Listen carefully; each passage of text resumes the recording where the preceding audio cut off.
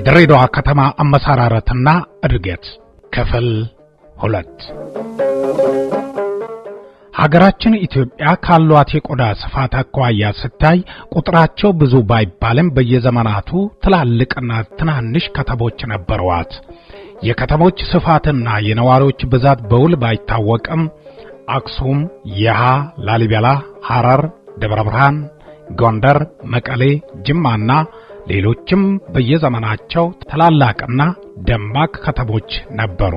የአክሱም መንግስት ከወደቀ በኋላ በጣም ተዳክሞ የቆየው የከተሞች እድገት በ19ኛው ምዕተ ዓመት መጨረሻና በ20ኛው መጀመሪያ ላይ ፍጥነት ጨመረ።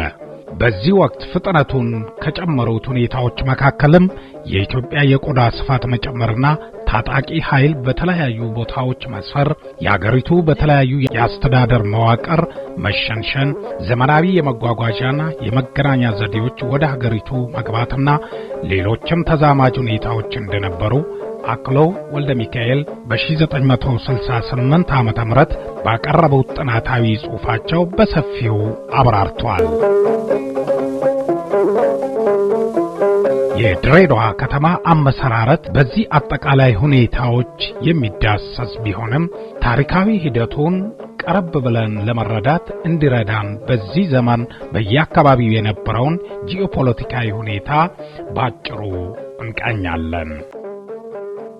በ19ኛው ምዕተ ዓመት ሁለተኛ አጋማሽ ላይ በተለያዩ አካባቢዎች በተለይም በአፍሪካ ቀኝ ግዛት ለመያዝ በእንግሊዝና በፈረንሳይ መካከል ከፍተኛ እሽቅድድም ነበር። በኤደን ባህረ ሰላጤ አካባቢ የእንግሊዝ ይዞታና ተጽዕኖ መጠናከር ከፍተኛ ሆኖ ስላሳሰባት ፈረንሳይ በ1862 እንደ አውሮፓን አቆጣጠር ሆቦክን ያዘች። ቀጥሎም በ1869 እንደ ፈረንጆቹ አቆጣጠር ፈረንሳዮች የስዊዝ ቦይን ሥራ አጠናቀው ሳለ ባልጠበቁት ሁኔታ በ1875 እንደ አውሮፓን አቆጣጠር እንግሊዞች ለምስራቃዊ ንግዳቸው ከወደቡ አክሲዮን በብዛት መግዛት ቻሉ። በተለይም ከህንድ ጋር የሚያካሂዱት ንግድ በጣም አመቺ ሁኔታን ፈጠረ።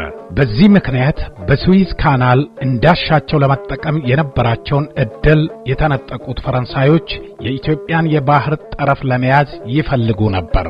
ምክንያቱም የኢትዮጵያን የባህር ጠረፍ መያዝ ማለት አንደኛ የቀይ ባህርን ንግድ መቆጣጠር፣ ሁለተኛ የጥቁር አባይን መነሻ ለመቆጣጠር የሚያስችላቸው ስለነበር ነው። የዛሬው ዝግጅቴን እዚሁ ላይ ላብቃ። ቀጣዩን ክፍል እስከማቀርብላችሁ ድረስ ሰላም።